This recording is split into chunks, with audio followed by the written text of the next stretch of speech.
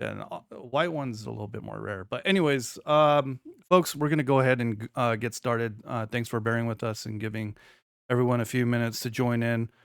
This is our first AMA. This is also the first time we're doing an AMA in Noble Legacy. As the community's growing, we got a lot of folks that are jumping in Discord, joining the community as well. So I expect it's going to be, this format is going to be a little bit more casual. It's going to be cams off. Maybe the next one we'll have the cams on and everything. But for starters, we're just going to take it easy. Just hit the important points leading from the demo into early access, and just cover any questions that you folks might have. I know this is like you guys are stemming the part of the core community in the project. So this is very important to us, no matter how many folks are attending. So this is a great way for us to practice and just get acquainted with everybody. So thank you for being here, and appreciate you taking the time out of your day, come hang out with us, ask questions, and be a part of the community. So anyways, I'm gonna go ahead and introduce myself, and then I'm gonna introduce our lead designer, Philippe. So my name is Will. You guys have probably interacted with me at one point in Discord. Again, this is our first AMA for Noble Legacy. The session will be recorded, so if you have any friends, family, or folks that you know who missed the AMA, the playback will be provided afterwards as well. Again, I'm Will. I'm the developer interface for our community and the team, but mostly I am the director of Top Ramen. I'm the archmage of instant noodles. That's my daily diet. It's horrible, but we got important things to do. And today with us for the AMA, we have our lead designer on Noble Legacy, Philippe Amaro, who I'll let introduce himself. So, Philippe, why don't you talk a little bit about your background and what you do on Noble Legacy? Yes. Hello, hello. I am Philippe. I am currently acting as the lead designer for Noble Legacy. I've been with the team for a little over a year now. So moderately fresh face to the team, so to speak. Um, but yeah, so I currently as lead designer, especially since we have such a small team, I kind of uh, work on coordinating the teams. I'm kind of responsible for a lot of the decision making for what kind of things do and do not get in. So if you're trying to bribe someone to get a feature in, I am the person to bribe. Uh, Nice. but yeah, I'll say that's me. I think we do bribing a lot internally anyhow, so that'll be an easy exchange. I Uh, never said I was easy to bribe, but I said if we're going to try someone to bribe, it should be me. Very good. So we're gonna a corrupt kingdom we are, I see. Yes, exactly, Derp. Um, we're gonna go ahead and cover the kind of the current state of Noble Legacy. So part of what's gonna happen in this format is that we're gonna talk about where Noble Legacy is at right now. We're gonna talk about thoughts behind the demo, the purpose of the demo, what the team is working on leading up into early access and a release candidate build for that.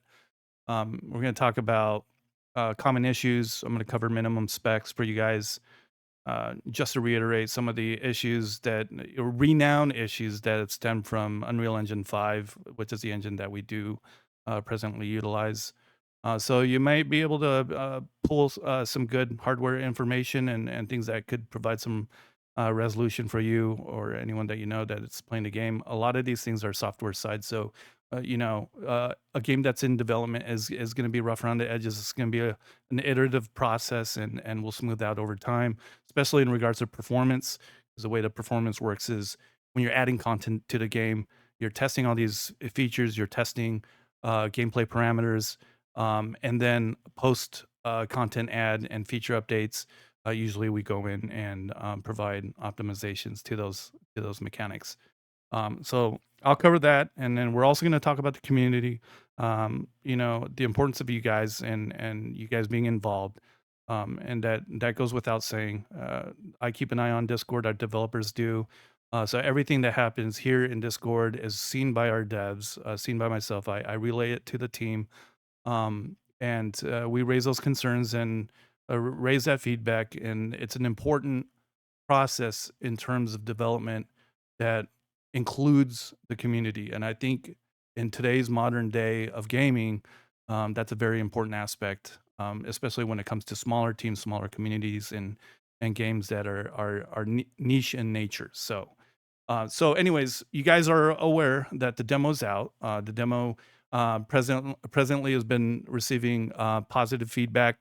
I've been scouring through the Steam discussions, and a lot of them are folks that are raising technical concerns or just simply reporting bugs. But we do see the feedback in terms of the gameplay loop, which has been very positive. I feel that we've got a good pulse in terms of direction. Folks like Derp and Braid and other folks that aren't here has been writing some incredible feedback in the feedback sharing channel. As always, if you haven't provided any feedback, make sure you guys do in the feedback sharing sub channel. Otherwise, yeah, we'll go ahead and talk about the rest of the stuff here, and then if you have any questions, this is small, so this is very casual. You guys can field multiple questions. We'll take them as they come. And we also have I have a list of pre-filled questions from folks that can't make it, so we'll go ahead and cover those as well. So in terms of the demo, as I said, lots of good feedback. It is also to note, um, approaching a month old now, right? Uh, Philippe, would you say? I think what 29th was when we launched the demo candidate. So Yeah, the demo's definitely a little out of date. A lot has changed since we put the demo up. Some kind of big changes. A lot of them are things that kind of people had mentioned. They like, oh, I hope we get this. There were some specific ones. Like somebody I remember seeing says like, oh, I hope we get the ability to draw roads, and it's like, yep, that's in there. It just didn't make it in for the demo. So yeah, a lot's changed and a lot to look forward to for the early access launch. yeah, for Yeah, sure. I for think sure. there's I think oh, Philippe, you got to mute yourself. I Oh, was hearing myself through your speakers. No worries. So, uh, update as of today, we are heavily working towards early access launch. As Philippe stated, the demo's approaching a month old now. There's a lot of stuff that's obviously has changed. Much of the reason why we can't immediately just patch in a lot of these changes is to preserve the integrity of our demo. We don't want to break it. We want players to still experience and understand what the core gameplay mechanics and the core gameplay loop is. A lot of the questions that come my way is what's different between this and Medieval Dynasty, right? So, in order to showcase that, we need the demo constantly playable. So we're very careful to update it. And when we do, like right now, we just pushed an update for the demo build. That should be updating in your Steam library right now. And this has fixes regarding mouse sensitivity and the menu escape bug. But we make these changes priority wise. So very high priority changes. We'll loop them into the build and patch them into the demo. We have further updates slated for the demo as we stage them out properly and can ensure that the stability is solid. So last thing we want to do is piggyback, throw in a patch, and then the demo breaks for whatever reason. So that's the strategy behind that. And as we get more feedback, as we get more bugs reported in, we play test ourselves. We notice anything that's very significant or something that is important for the demo, we'll definitely address that. So in terms of Steam Next Fest and the demo, we've had a lot of folks trying out the game. We're still on track of community building. We've already surpassed 300 members on Discord, approaching 350. Instagram is doing quite well for us. YouTube has got a lot of eyes on the official trailer. So word of mouth is great. Anything you guys can do if you guys enjoy the game, if you guys like the game, spread the word. Have your friends check out the demo. If this is their cup of tea, we're welcome to bring them on board into the community. I would love that. We would definitely appreciate that. Very good. Yeah, very good, Braid. Thank you. Um, so Steam Next Fest has the game on carousel that rotates and is recommended for the people that are in the genre of RPG building, crafting, those types of games. In the lines of Medieval Dynasty, Manor Lords, so on and so forth. We've received a lot of notes, and I'm going to go ahead and cover those line by line right now. So mouse sensitivity has been something that ironically you would think is part of the core settings for quality of life. Obviously, it is, and that's something that was in our backlog, and we've got added. So that's currently in the present update. Male characters being only available in the demo at the moment, and that's because we are actively working on female customization and female characters that are going to be available for character selection in early access. So we want to maintain that quality control. So we opted to polish the male first as much as we could for the sake of the demo and aligning with Steam Next Fest. So female characters will be coming to the future demo update and will be available for the full game. Sandbox mode is something that we have actively tested and have featured in the game. We decided not to package that into the demo itself, but as part of the full game for obvious reasons. The demo features a first tutorial scenario, basically introduces the player to Greenwood and the basic functions of the game and introducing them to the gameplay loop. Okay, so like I said before, performance will also improve over time as we make improvements. This patch, I did sneak in some changes um, that may help with some of you folks that are on lower end machines, lower end laptops. I will say there is a caveat. So minimum spec requirements are very important to know, especially with the Unreal Engine 5. If you have a laptop, more than likely you're using an onboard GPU. Even if they say it's a 4070, 4090, remember the motherboards are never as big as desktop PCs are, so you won't have the bus ratio and width for a lot of processing. And UE5 is very heavily dependent on a CPU and GPU configurations that are balanced. And surprisingly, with SSDs too. SSDs today are almost a must because a lot of games are now utilizing streaming texture technology and virtual textures. So that's important to note. So again, we're going to make full efforts to make this very compatible and very playable and smooth on laptops. But again, this is going to be an iterative process, and we're going to need your feedback and your help to track these issues down and tackle them as they come. On the software side of things, I will say that our AI currently are very CPU heavy. So anytime you have a villager that decides to impact your population, the more villagers you have in your village, for example, you'll notice a significant degradation in terms of performance, and that's because of CPU bottleneck.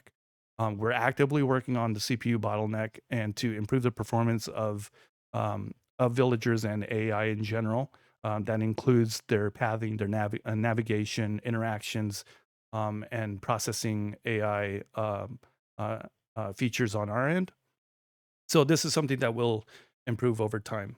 Some things to note that I've seen coming from the community, and I promise, Philippe, I'm not going to hog all the limelight here. We'll get you in a second. I just wanted to make sure we cross our T's and dot our I's. A lot of folks had provided feedback. Hitting Q to interact with structures to demolish. In case you didn't know that, that's there. We gotta make that a little bit more clear, and we will do so. But that question was surprisingly asked a lot more than I thought.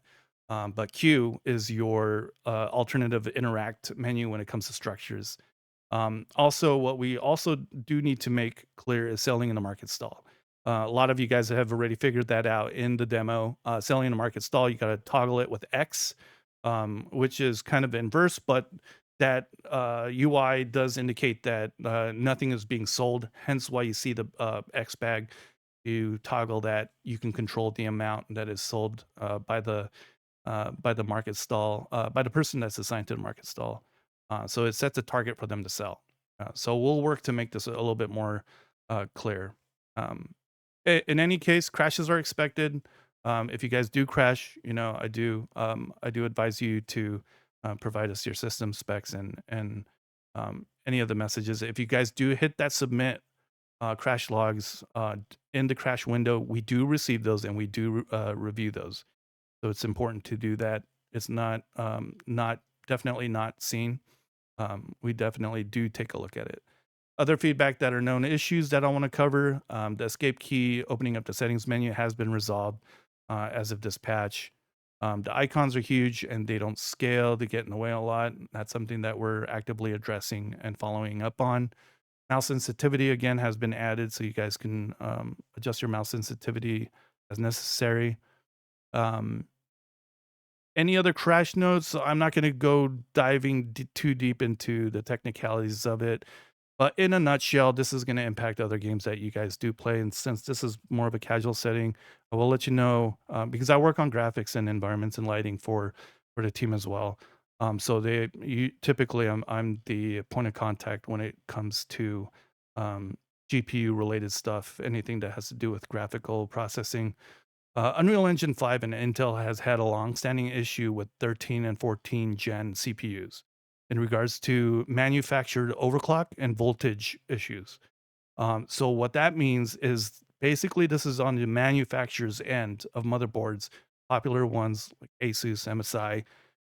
You got to make sure that you're running your BIOS defaults, and depending on your motherboard, I would recommend that if you know what you're doing, I would recommend updating your BIOS to the latest recommended BIOS versions according to the manufacturer's recommendations. Both Asus and both MSI have addressed this issue with a update to BIOS across their motherboards late last year. So this had impacted a lot of folks that are playing UE5 games. You'll notice this in a lot of other games that use UE5, like Stalker and um, even Dune. So just a little food for thought and some advice there. As always, I would recommend that you do run the latest NVIDIA or AMD drivers that meets DirectX 12 requirements. Don't need DirectX 12 necessary to run. We've toggled a lot of these heavy features that rely on DirectX 12 off, and we'll present them as toggleable settings in the near future. Now, with that said, minimum requirements: 64-bit processor, Windows 10 at the very minimum. I recommend 11. They do a lot of cool things, GPU scheduling, a lot of stuff that in game mode that prioritizes your processes to run the game, so that you're not interrupted during gameplay. i7-8700K or a 6-core equivalent on the AMD side, 16 gigs RAM minimum, GTX 1070 minimum. You could run lower than that. A lot of people have been, like I said, running 12-year-old, 20-year-old laptops. I saw a system configuration with a laptop from a player that was playing. That was from 2012. Little food for thought there. Um, Obviously, the broadband internet connection requirements just for Steam Workshop and 20 gigs available. I recommend an SSD for streaming textures and streaming in general for the game. 3070 is recommended or better. 8-core equivalent recommended or better on the CPU side. Okay, so that covers the community update in terms of the demo, the feedback. Is there anything you wanted to add there, Philippe? No, I think you covered just about everything. Heavy-handed. I'm sorry. Heavy-handed. I'm sorry. All right, so let's go ahead and move on. I'm gonna go ahead and kick off the AMA. So if you guys have questions, post them in chat now. I'm gonna go ahead and start with some fielded questions that were asked by some community members that could not attend tonight. The first one being, okay, bum, bum, bum. Will there be armies and wars with other lords? Take it away, Uh, Philippe. it is, yeah, it's a solid question. So I can give the short answer is we probably won't see that for early access launch. Um, but we do have a number of kind of inter faction conflict stuff sort of coming. So we know for early access there will definitely be bandits and some actual light diplomacy with bandits, where depending on certain actions you might kind of invoke more or less brigands attacking your town, depending on kind of how you react to certain events regarding them. Definitely in the future, we'd love to see kind of a bigger expansion with kind of other lords and other kind of bigger factions attacking the town. But that's definitely something we kind of will develop down the road. But yeah, you'll definitely get some of that feel in for sure, even at the start of early access. So yeah. Cool. Yeah, I noticed that, in the demo, there is one particular subquest that shows introduces the player to combat. Like, is there going to be anything um, that players can look forward to that expands on that? If wars and armies going to be like further down the line, kind of Yeah. plan of action. So yes, definitely like at least to start with. There's definitely going to be some additional kind of because obviously like a lot of the combat that we show off in the demo has been mostly player focused. So it's just kind of like the player kind of fighting off the bandits. But we will see kind of there's a garrison type building where you can recruit or assign guards, and then you can kind of assign kind of guard posts around the town so that they patrol the space and kind of keep the town safe.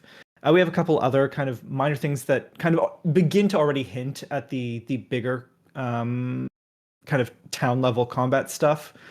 Like we have like palisades and guard walls, which are kind of used to help funnel potential ne'er do wells in a specific direction, so that they don't come from a direction you don't expect, and then suddenly you turn around and all your farmers have been harassed by bandits.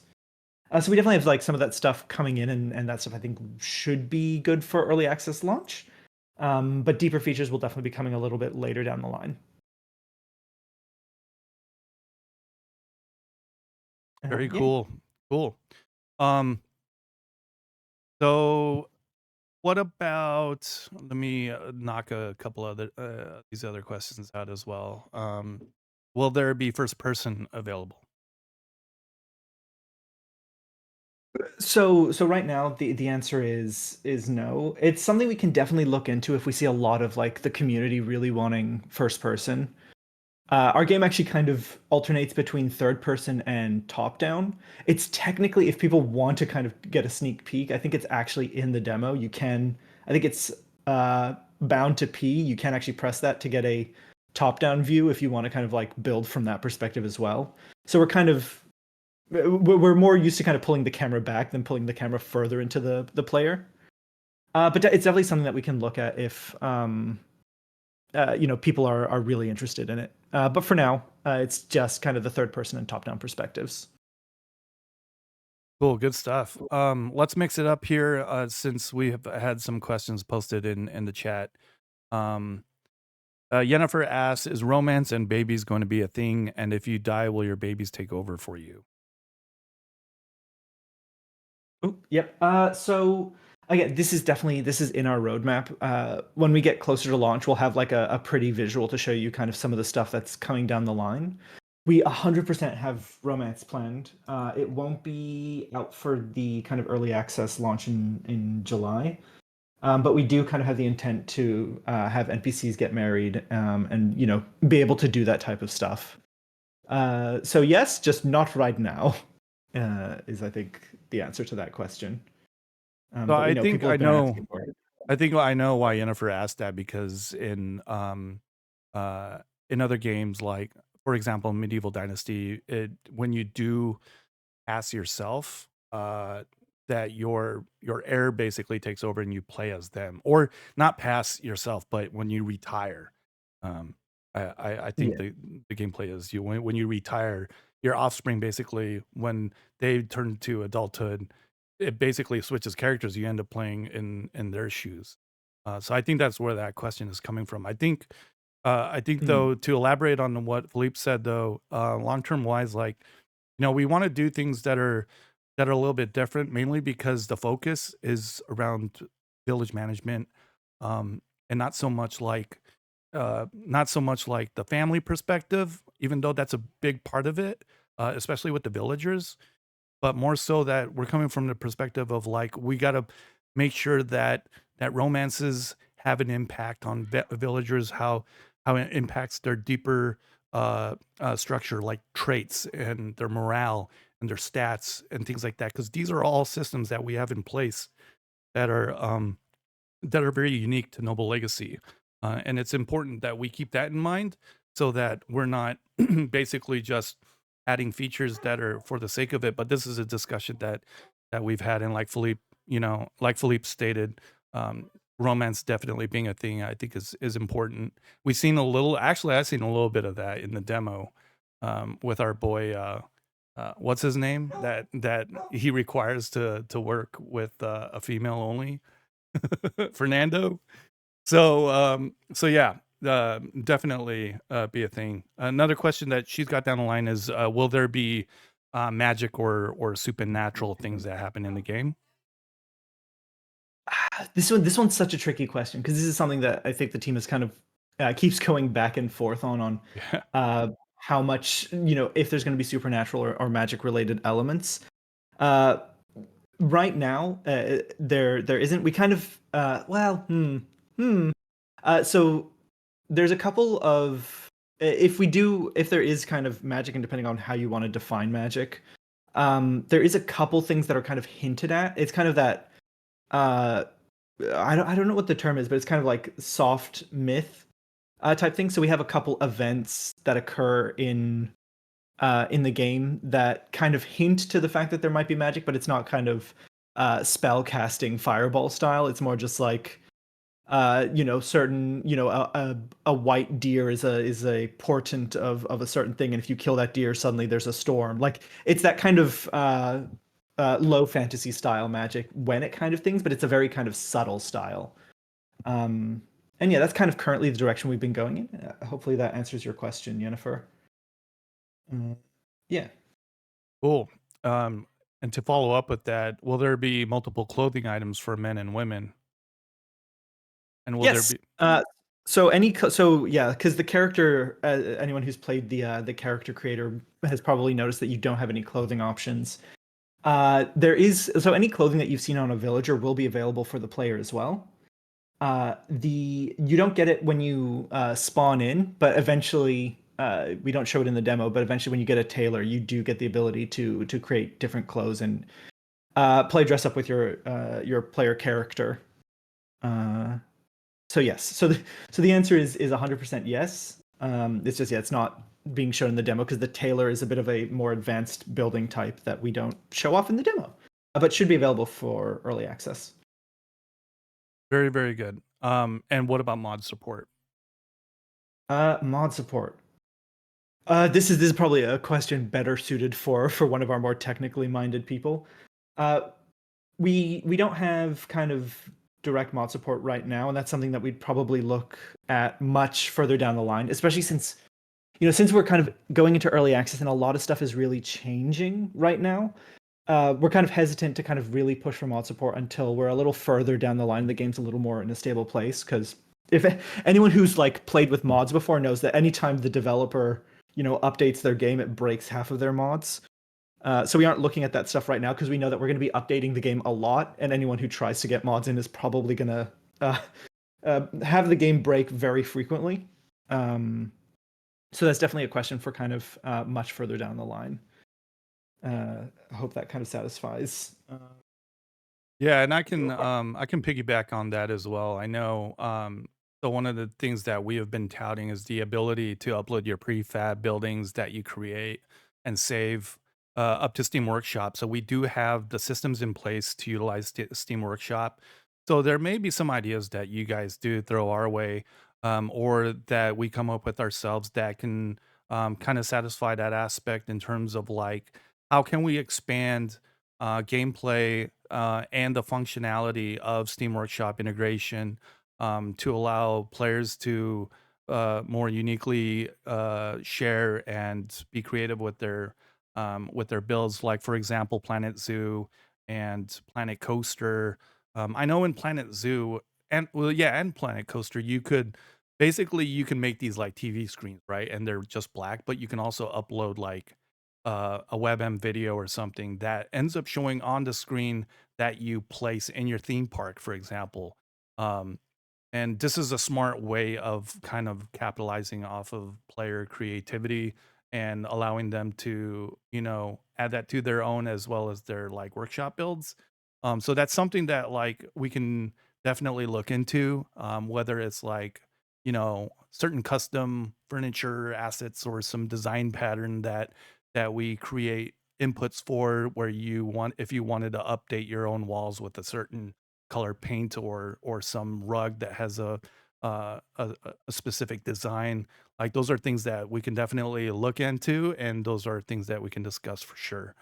But yeah, the important thing is that we you know, being a single player game, we wanna make sure that the multiplayer aspect is in the form of, like, lords sharing, builds and blueprints and things like that, almost like certain, like, architectural artisans would, during the medieval era, right? So, um so anyways, let's move on. Derp asks, "If the NPCs are so intensive, what do you think is going to be the upper limit of how many NPCs there can be in one world?" You wanna tackle that? Want to tackle that? It's yeah. So we're still doing a lot of performance changes, so it's hard to say what that actual upper limit is going to be. I can say game design wise, when you're building a town, the expectation is that like if you play for hours and hours, like a really long time, you can probably get your town as high as oh gosh, let me think, let me think. I think it's something around like around 50 or 70. Like we don't actually I like there is like a hard cap because we have like a specific limited number of potential kind of villagers you can recruit. And we don't like hard cap the number. But a fully functioning town like that has all the like maxed out buildings and like duplicate like three taverns and all of that stuff. You could potentially see up to 70 people in a village. So this is kind of like the best frame of reference is probably if you imagine like Skyrim's Whiterun town. You can probably expect that level of kind of population, and I think that's kind of like a good reference, which I think is around like 70 people, 70 villagers. You technically there are also people that visit your town, which makes the number a little higher than that. Um, and that's kind of like the gameplay design in terms of performance, which I don't know if this question is like more performance or more game design related. Performance wise, you can it depends on your machine, right? Like my machine is very heavy duty, and I can definitely have like 50, 60 villagers on screen at once. For people who are maybe on potato PCs, you might be seeing something closer to 20 and 30 visible at once. Though I think technically they can still get to 70. Like this is again like because we're currently doing a lot of performance updates. That's a bit of a tricky question to give like a solid answer to. But yeah, somewhere in the ballpark of 20 to 70 is what I would expect your towns to have in terms of like villagers that you control. Plus another kind of 10 or 20 visitors. So yeah, mystery was that mystery derp? Mystery Does that derp. answer your question? Okay, cool, cool. You answered my question Um, perfectly. awesome, awesome. Yeah, and obviously this can scale as well. There's a lot of refactors going on with our AI in terms of improvement, so that ceiling may raise. So that's you know it's not a 100% hard cap, right?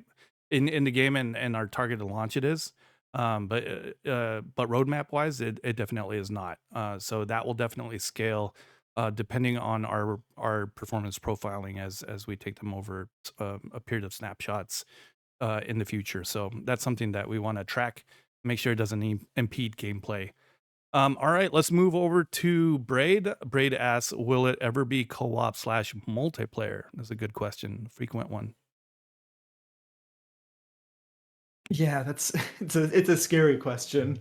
Uh, We so well, it's a scary question because I know everyone loves having co-op. We are definitely focused entirely on the first person experience. Like we have like the systems behind the what? Behind the uh, I can't remember what the word is. Behind the scenes. That's it. So like behind the scenes, we have some of the infrastructure that could potentially let us make it co-op or multiplayer in the future. Like we haven't coded the game in such a way that we can never revisit that option, but right now it is very much a single player focused game. The closest you get to multiplayer is that you can build uh, kind of various prefabs and buildings, and you can share them on Steam Workshop. So there's a way you can kind of interact with other people that way. But right now it is very much single player. So, Braid, I believe what you're saying is, I believe what you mean is that whether or not he could be bribed. So This is something that might not be a bribable offense because it is definitely like a about it what is really this, how the sounds like it. community. I Hold on. mean, you left it completely open ended. It's not a Uh, game changer for me. Was just curious. yeah, the truth is it 100% could happen in the future. It comes down to kind of how big the community support is and kind of like how popular the game is and how much we can kind of keep putting love and time into it to kind of make some of those more wish list items come through, right? Like that's kind of always the hope with this stuff and asking people to kind of share the game with all their friends and stuff is because the more support we get, the more of these kind of far-reaching wish list style items we can get in beyond kind of what we're already planning to do.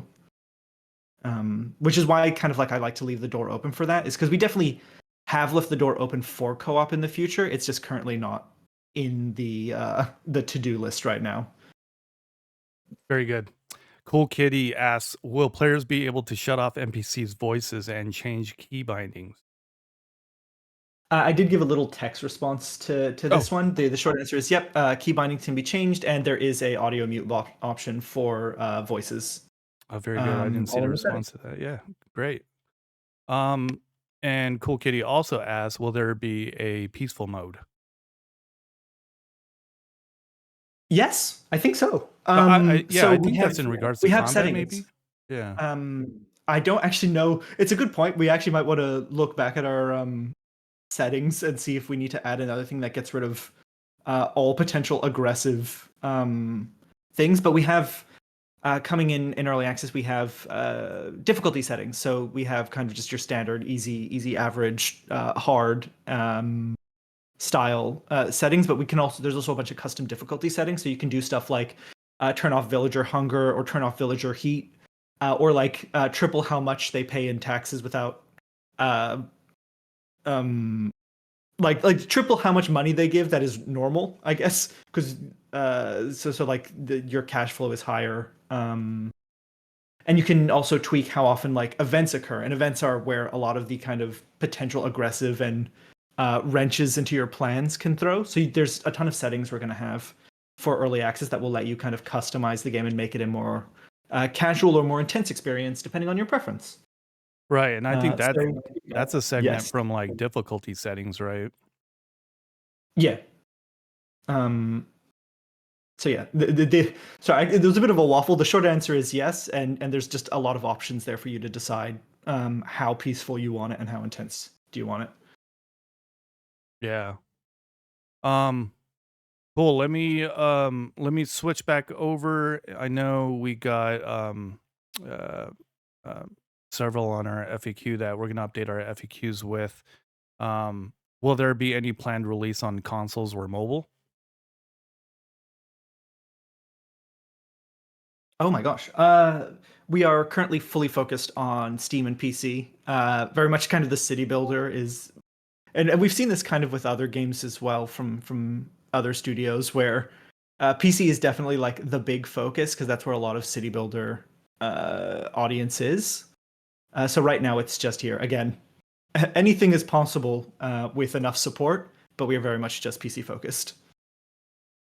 Very good. Oh, okay. We got you better prepare yourself, Philippe. I don't think this one's can be bribable. But um, Kaizen's here. So Kaizen's just asked, what inspired you to create Noble Legacy, and what sets it apart from other games in its genre? Uh, yeah, solid question. Very much sounds like something you get at a press conference kind of question, but we love it all the same. Uh, it's so we've got a couple things from when people say other games, they're usually thinking something like Manor Lords or Medieval Dynasty. Those are probably the two closest reference points. Um, and our game definitely kind of hits somewhere kind of in between the two in terms of economy versus kind of granular type stuff. So compared to something uh, like medieval, ooh, yep, medieval dynasty. Is my brain? Yes, that's what it's called, right? My brain didn't just like break for a second. Compared to something like Medieval Dynasty, our game does a lot more in economy focus and villager management. So Medieval Dynasty definitely kind of leans a little more heavily on like, hey, these villagers and your village overall is kind of designed as a form of automation for your survival mechanics. Whereas our game is much closer to something like a colony sim. The villagers are both like the solution to your problems, but they also cause problems, right, going forward. So like you have a lot more circumstances where you hire villagers because you need to make more food, but those villagers, end up fighting one another because you put two incompatible villagers together or something. Um, and kind of the whole point of the game and kind of following that colony sim style uh, game design. The whole point is like you're trying to build out your town, but the more you build out your town, the more complex the town gets.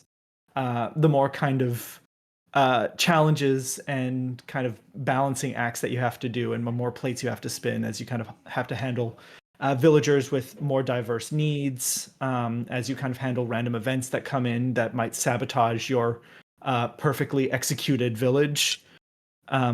So it's definitely, I guess, like to circle back again to Medieval Dynasty, the big difference is like this is more of a colony sim than a survival game.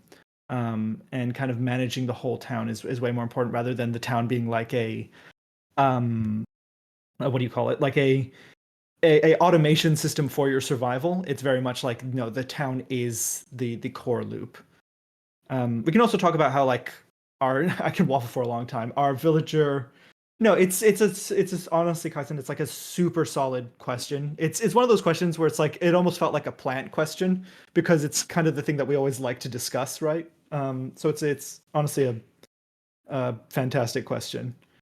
But yeah, so as I was saying, like our villagers also compared to other games like Medieval Dynasty or Manor Lords is that the villagers have way heavier impact, like their behaviors and personalities have a much bigger impact on decision making, right? So I can give an example where I can't remember who has what, um, but like barf, some villagers might have the trait barfly, which means on their off time they would kind of want to go rest at the tavern, or one might be like a bookworm, so she'll want to go rest at the library when she's kind of on her off time, and these traits kind of have an effect on how you build your village, right? Like if you hire a bookworm or recruit a bookworm into your town, suddenly you have to make sure that where you put them in the town is near a library, or else they're going to spend so much time in transit that they're not going to be doing their job anymore. So yeah, the point is that like our villagers are way more in depth, and this kind of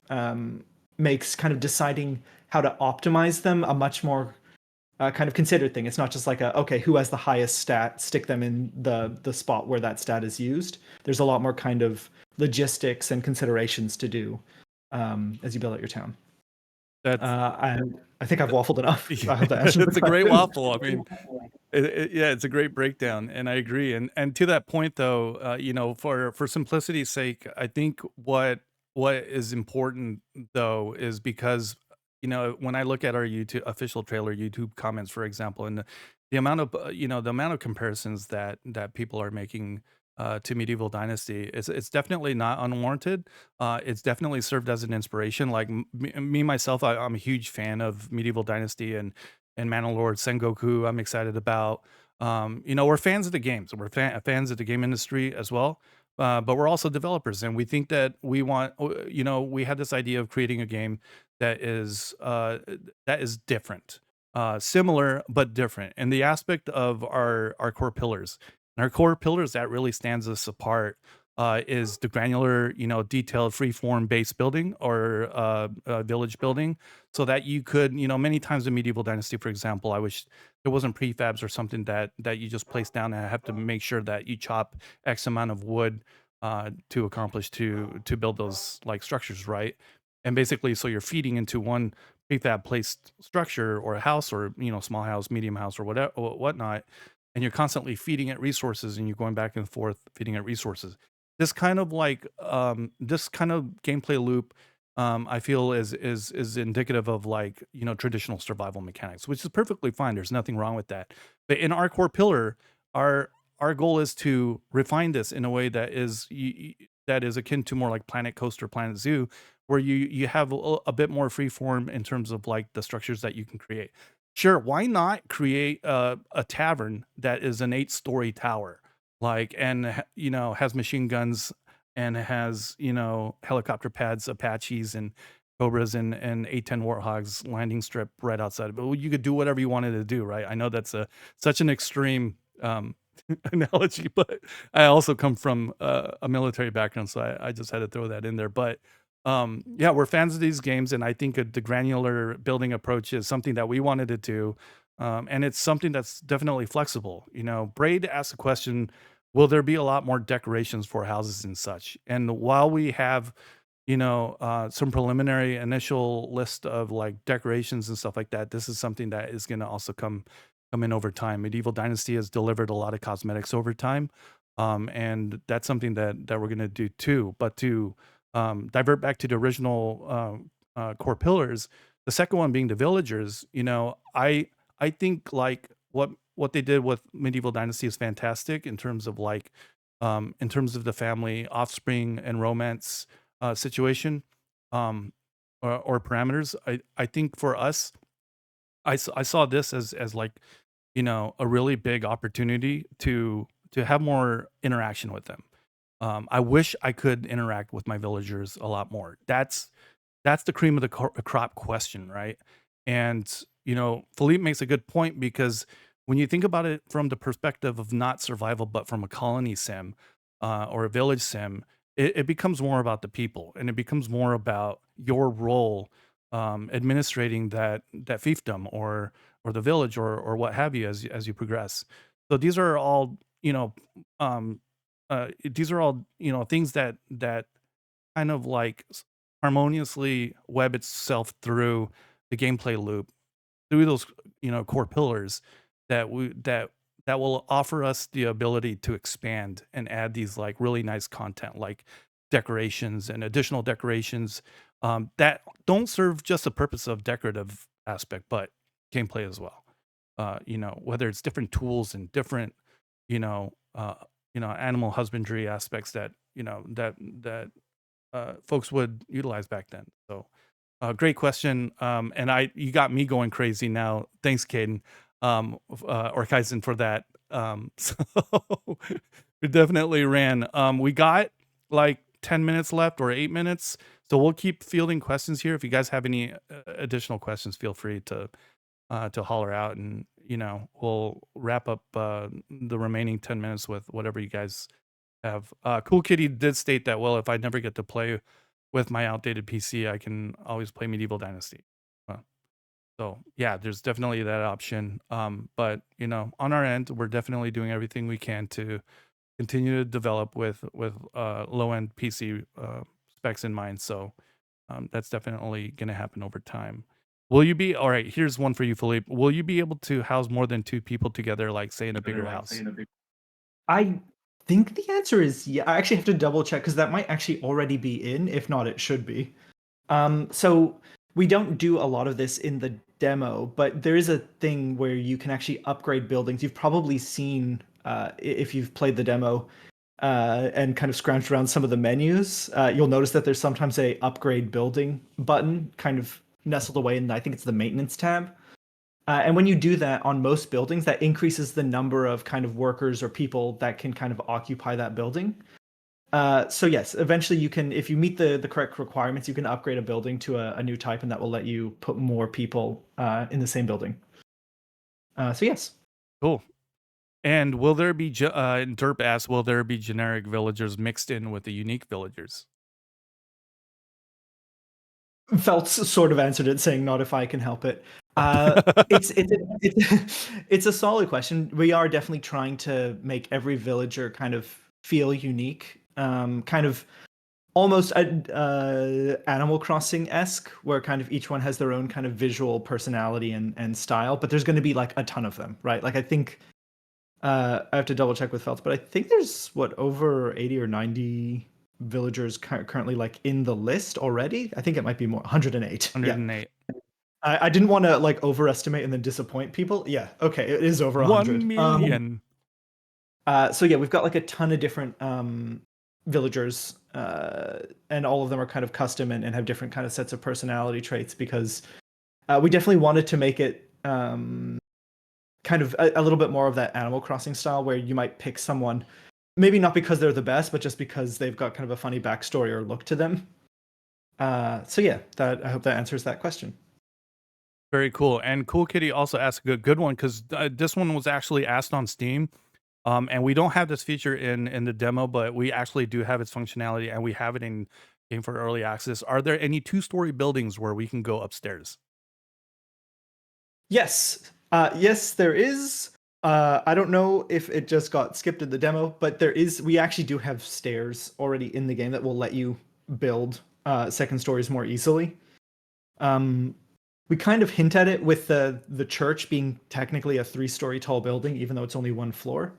There is nothing stopping you in the future from kind of building kind of a house to second or third or 4 story. I don't think we actually limit it currently, and maybe we should, but you can technically build multi-story buildings with no issue, and you could totally go upstairs if you want.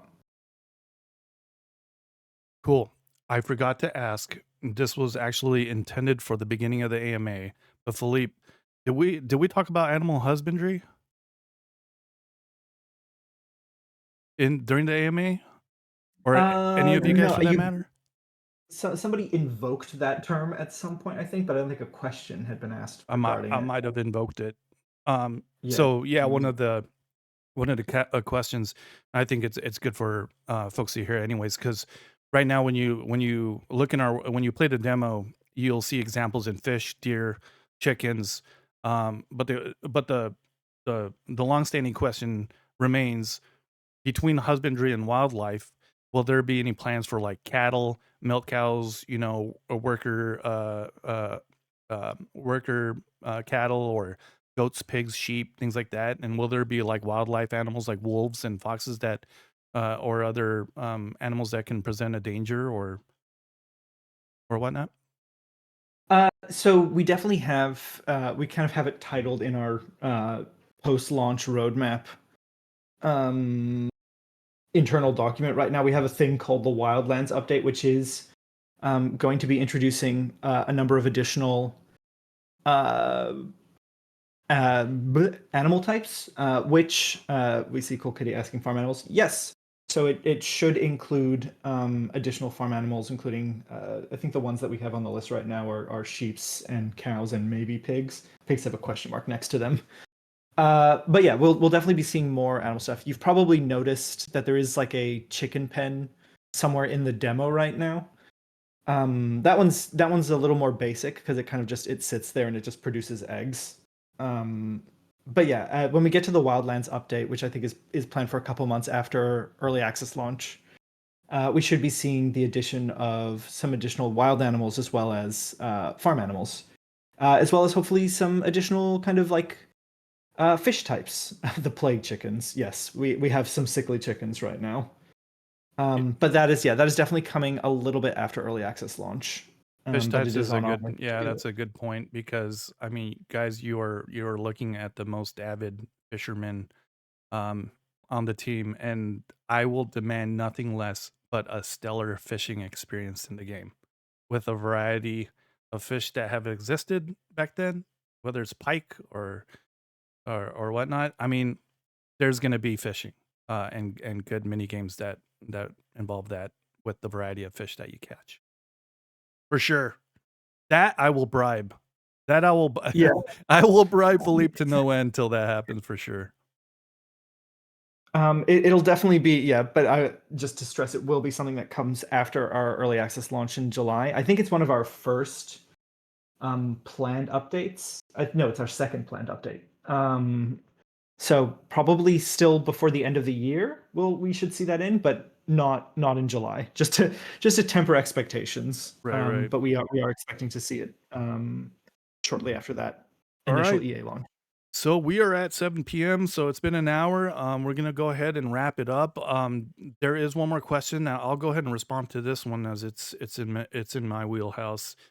Braid asks, "How big will the map be, and will there be a map? Will there be a map button?" So as it stands, Greenwood is 4 kilometers. Not all of it is accessible or playable in the demo, but technically, yes, there's going to be a lot of room, plenty of room to build, plenty of room to choose where you want to set up a village for resources, depending on location of water, things like that. Whether it's a forest village or out in the plains, or even up in the mountains, depends on what the player wants to do. But Greenwood is 4 kilometers. We have room um, to provide map updates in the future, alternative, different maps, different locations, things like that, and those are all things that are completely feasible and something that we can definitely do roadmap wise in the future. Yes. So with that said, guys, thanks for all the questions.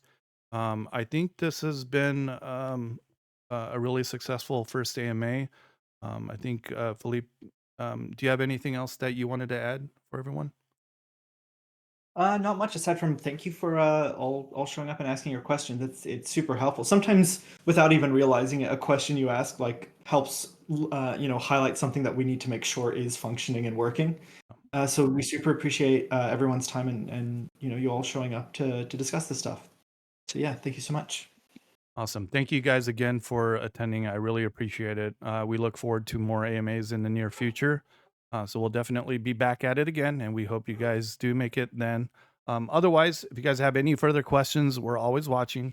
Feel free to ask them away in the Tavern general chat here in Discord anytime. So we'll be here, and we look forward to working with you folks.